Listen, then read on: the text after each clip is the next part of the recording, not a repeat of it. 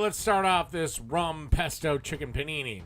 All right, I've got some boneless, skinless chicken breasts here that I've sliced fairly thin, about a half an inch.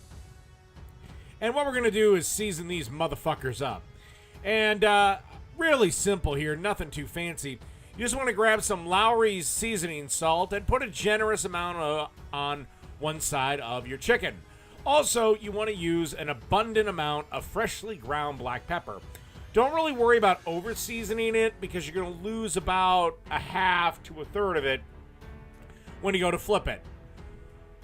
Okay, and in a pan that's been heated to medium heat, you want to put some good olive oil on the bottom of said pan, and then you want to start frying up your chicken. As you can see, it's nicely seasoned on one side. But don't worry, we're going to season the other side to perfection. Also, this will be the basis of another quick pasta recipe that I quickly made up just to basically use up some extra chicken. See, this is what's great about cooking is when you learn to use ingredients you have from one meal and you can make an entirely new one out of it.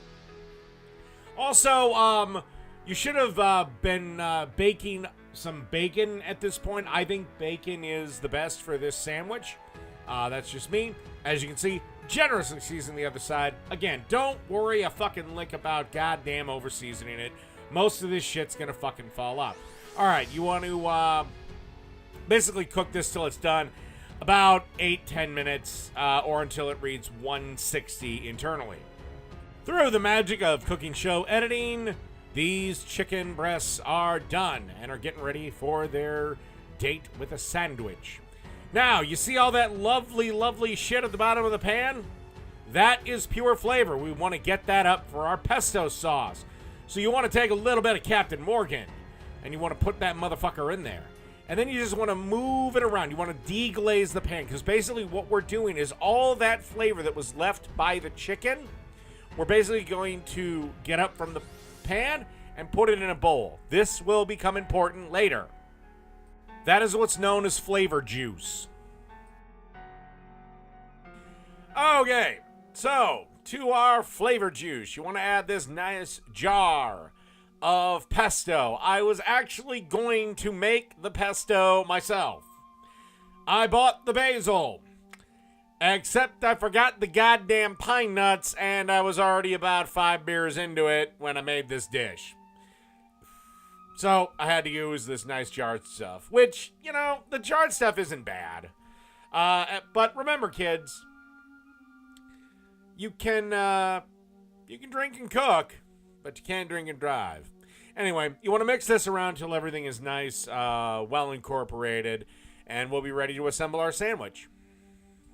Okay, let's start assembly of this sandwich. All right, what we got here is some nice Vienna bread.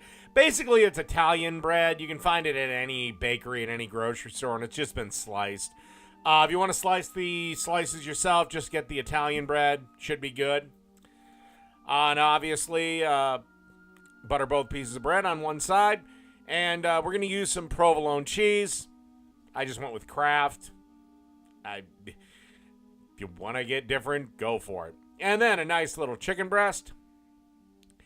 And then we want to grab that rum pesto sauce we made. Spread that all around.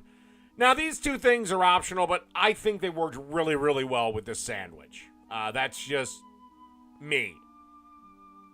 You want to grab some pickled jalapenos and put a generous amount. I'm not going to tell you how many. You can omit this or substitute pickles if you like. And then I found this worked really well. And basically this is banana pepper relish or sweet pepper relish. And let's get it on the griddle.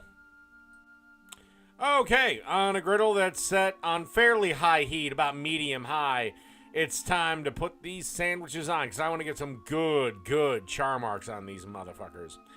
And I did forget one important ingredient that must not be forgotten. And that is the ultimate ingredient in all things. Bacon. Yeah, I completely forgot it, but it's still in the thing. We can get it done. And want to give this, a couple of minutes. It'll be a little tough to flip. Just be careful when you do it. Boom, there you go. Let the other side go for a couple of more minutes, get some good char marks on there, and we'll be ready to serve.